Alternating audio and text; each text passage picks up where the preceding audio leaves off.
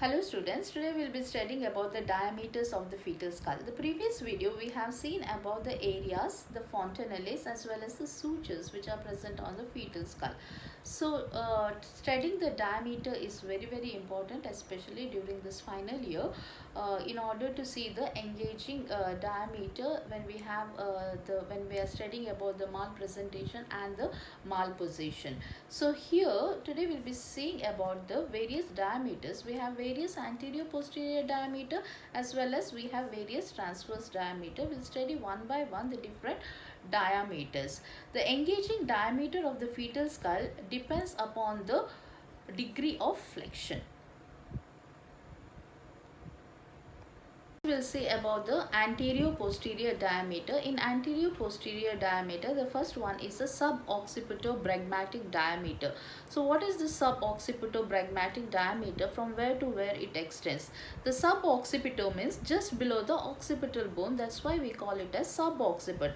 Subocciput means just below the occipital protuberance. We call it as a nape of the neck. From the nape of the neck to the center of the bregma. This is anterior fontanelle, which we call it as bregma. So it extends from the nape of the neck to the center of the bregma, which measures 9.5 centimeters. The next one is a suboccipito-frontal. So we have seen the suboccipito-bregmatic.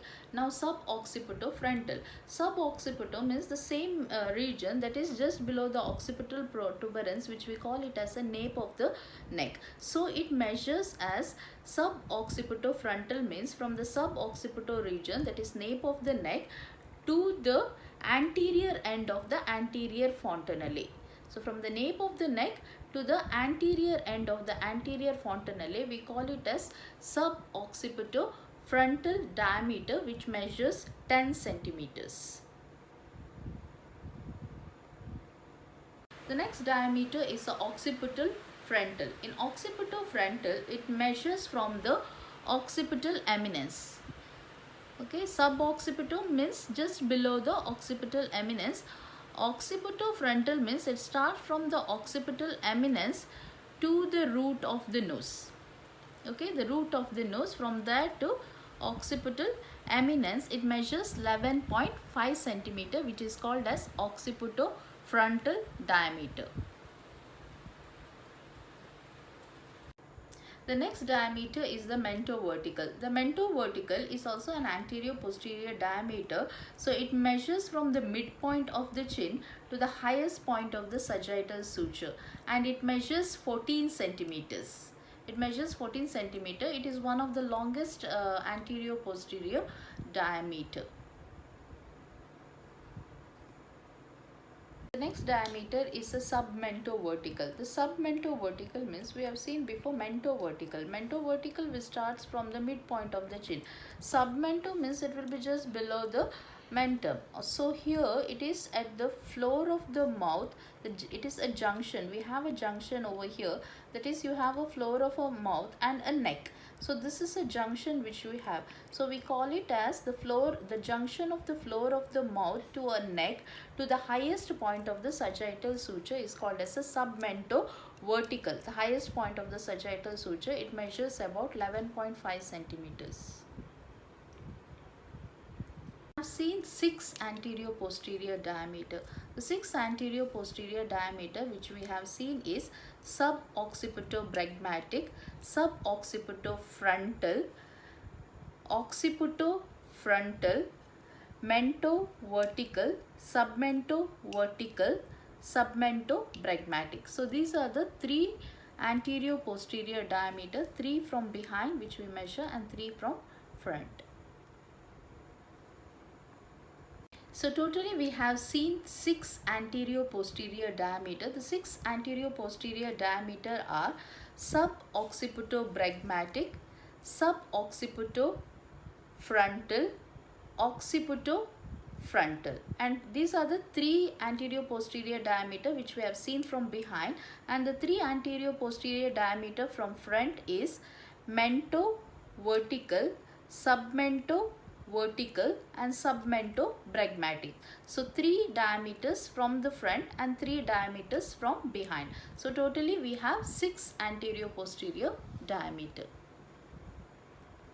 Now we will see the transverse diameters. So in the transverse diameter, the first one is a biparietal diameter. The biparietal diameter, where we measure between the two parietal eminence.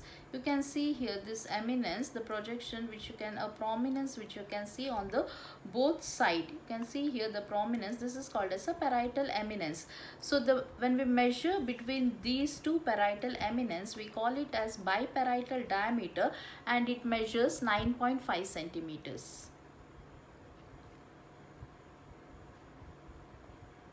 The next diameter is a super-subparietal diameter.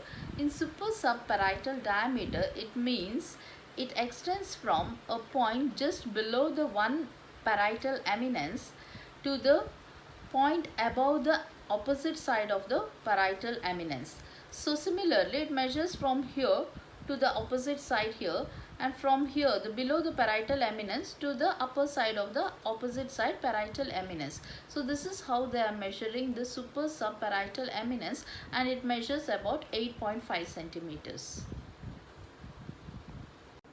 The next one is a bitemporal diameter. The bitemporal diameter, it measures between the anterior inferior end of the coronal suture. So you have here the anterior inferior end of the coronal suture. So it extends from here to the other end, and it measures about 8 centimeters.